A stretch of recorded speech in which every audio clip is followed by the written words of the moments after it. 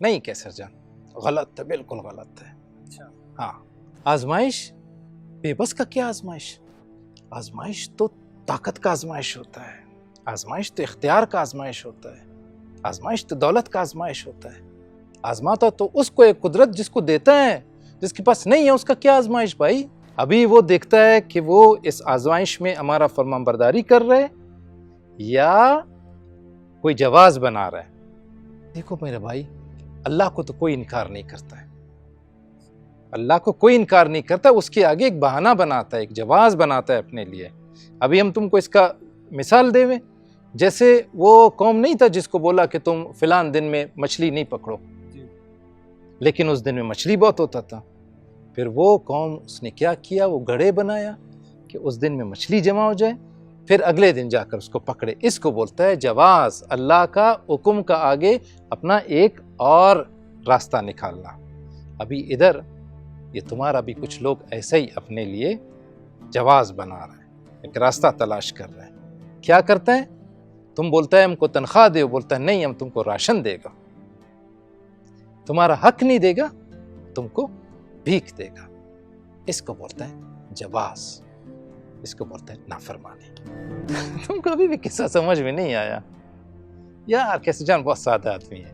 ابھی ہم تم کو ایک کس کا کہانی سنا، یہ ہم لوگوں کا ایک آجی تھا، ابھی اس کا نام نہیں لے گا یار، ہم لوگوں کا بہت بزرگ آدمی ہے، بڑا امیر آدمی بھی ہے نا۔ ابھی تم بولو جیسے اس کا نام ہے حاجی ترم خان۔ حاجی ترم خان ایک اپنا زکوٰۃ نکالانا، ایسا ایک بوری میں بھر کے آٹا لے آیا، ایک ایسے ایک شمبے خان ٹائپ کا آدمی تھا، اس کے پاس لا کر اس نے رکھا، بھی وہ غریب آدمی تھا۔ اس نے بولا بھائی یہ ہمارا زکوٰۃ ہے، ہم نے نکالا ہے۔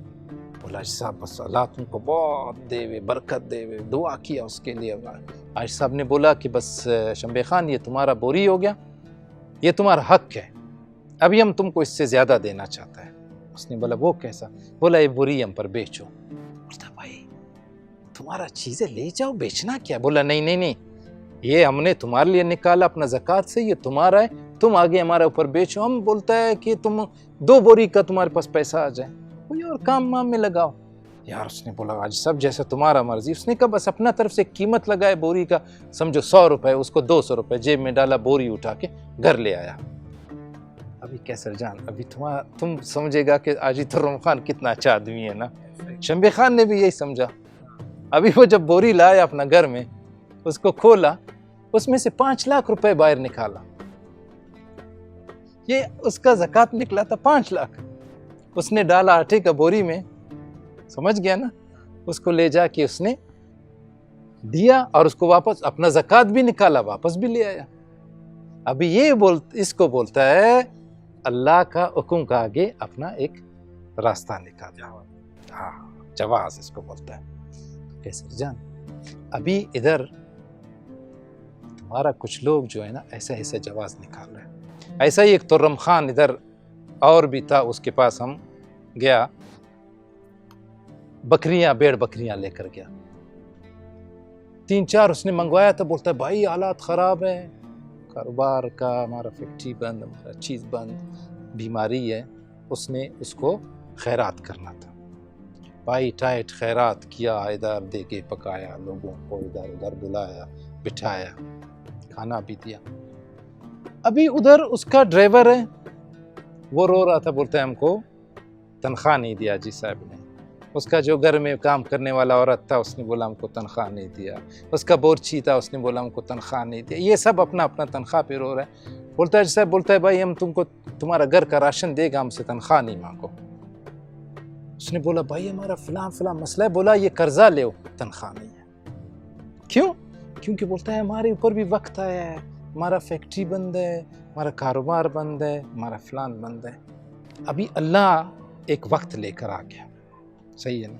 یہ وقت سب کا ہے۔ اب اس وقت میں ہر کسی کو یہ دیکھنا پڑے گا کہ وہ کس کس آزمائش میں کھڑا ہے، اس کے پاس کتنا اختیار ہے، کتنا دولت ہے، کتنا طاقت ہے، اور یہ اس سے دوسرے کو کیا دے سکتا ہے۔ ادھر جو ہے انسان کا اللہ تعالیٰ اس کا آزمائش کر رہا ہے، سمجھ گیا نا؟ باقی تو آدھا قوم بے بس پڑا ہوا ہے، اس کے پاس نہیں ہے، ابھی وہ بھوکا ننگا پڑا ہوا ہے، اس کا کیا آزمائش بیچارے کا؟ وہ جو اپنا بنگلے کا کھڑکی سے دیکھ رہا ہے، وہ جو اپنا دفتر کا کھڑکی سے دیکھ رہا ہے، سمجھ گیا نا؟ وہ جس نے اپنا 1 سال کا پیسہ جیب میں ڈالا ہے، سمجھ گیا نا؟ اور دوسرے کو 1 مہینے کا تنخواہ نہیں دے رہا نا، آزمائش اس کا ہے ہمارا بھائی، اس کو پوچھ یار کیسر جان، دیہڑی والے کا بات سمجھ میں آتا ہے، سمجھ گیا نا؟ کہ وہ بولے یار کہ ہم قرضہ نہیں دے سکتا کیونکہ ہم دیہڑی والا ہے. ہاں ظاہر ہے دیہڑی والا آدمی ہے.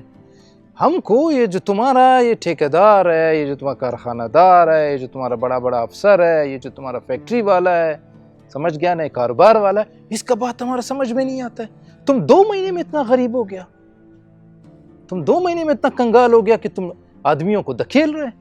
وہ بھائی پچھلے جو 20 سال سے تم کمائی کر رہے ہے، جو تمہارا جیب میں پچھلا کمائی بھی آ رہا ہے، تم ابھی 2 مہینے کا اندر تم نے آنکھیں اپنا ماتھے پہ رکھ لیا، تم نے بولا جاؤ. ایسا کیسے ہو سکتا ہے یار؟ یہ کس چیز کا نقصان کا بات کرتا ہے؟ یہ اپنا منافع میں نقصان کا بات کرتا ہے کہ ہمارا منافع نہیں ہو رہا ہے. تمہارا آدھا تنخواہ کاٹ رہے ہیں، کیوں؟ کیونکہ ادھر سے ہمارا منافع نہیں ہو رہا ہے. سمجھ گیا نا؟ اس کا آدھا حق کاٹ رہے ہیں، کیوں؟ کیونکہ ہمارا منافع نہیں ہو رہا ہے. اور اس کو یہ نہیں پتا ہے کہ اللہ پہلے حق کا پوچھے گا، پہلے تم کو خیرات کا نہیں پوچھے گا.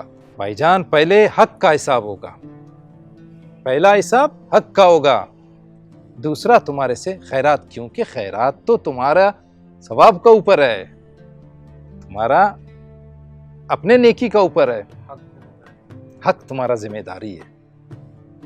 تم ادھر راشن پہ راشن دے رہے، سمجھ گیا نا، لیکن تم تنخواہ نہیں دے رہے. تمہارا خیال ہے کہ ادھر ثواب کمائے گا، ٹھیک ہے نا، ادھر پھر جب پیسہ کمائے گا منافع ہوگا تو ہم تنخواہ دے گا. ایسا نہیں ہے بھائی. ہفتے کو مچھلی کا گڑا نہیں بناؤ کہ دوسرا دن تم اس کو نکالے گا. یہ تو رمخان کی طرح یہ آٹے کا بوری میں اپنا پیسہ نہیں چھپاؤ.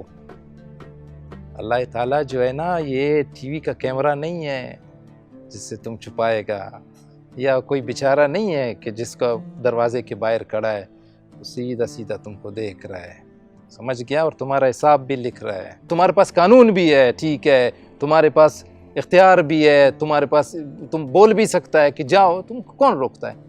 دیکھو تم کو آدمی گلے سے نہیں پکڑ سکتا ہے، لیکن تم کو جس دن قدرت نے گلے سے پکڑا نا، اس دن بھائی جان تم اس بے بسی میں بیٹھا ہوگا جس کو تم بولے گا بھی ہمارا آزمائش ہو رہا ہے. سمجھ گیا نا؟ اس دن ایسے تم کو خدا پکڑے گا کہ تمہارے پاس شاید پیسہ بھی ہو، تمہارے پاس اختیار بھی ہو، تمہارے پاس طاقت بھی ہو، اس کے باوجود بھی تم بے بس ہو.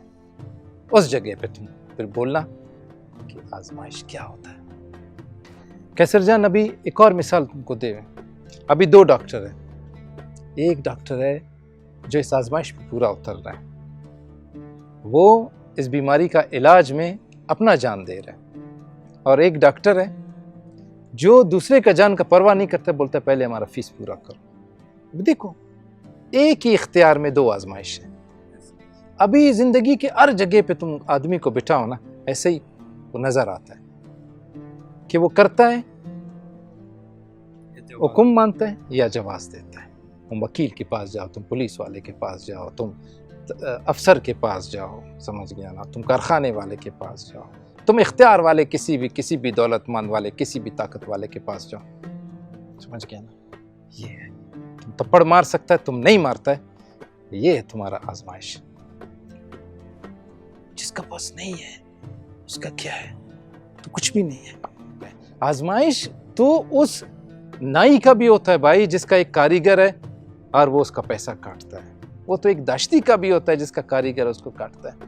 ایک ڈرائیور کو بھی تم اپنا گیٹ سے بولتا ہے کہ بھائی جان ہمارے پاس نہیں ہے، تم ابھی جاؤ، ابھی حالات ٹھیک نہیں ہے تو تم پھر کدھر جائے گا. دیکھو کیسر جان، یہ جو وقت آیا ہے نا، یہ فرما برداری کا وقت ہے، یہ جواز کا وقت نہیں ہے. اس آزمائش میں پورا اترنا ہے. یہ آجی تو رمخان کا طرح نہیں کرنا ہے کہ اس سے بھی جھوٹ بولا، اس سے بھی جھوٹ بولا، سمجھ گیا نا، اور اپنا کام بھی کر دیا. اس میں سچ بولنا ہے. کیسر جان ہمارا ایک بات یاد رکھو، بے بسی تمہارا کسی آزمائش میں जो तुम्हारा किसी वक्त आजमाइश हुआ है उसमें तुम्हारा नाकामी का सज़ा हो सकता है कि आज तुम बेबस है, लेकिन बेबसी हमारा नज़र में आजमाइश नहीं है।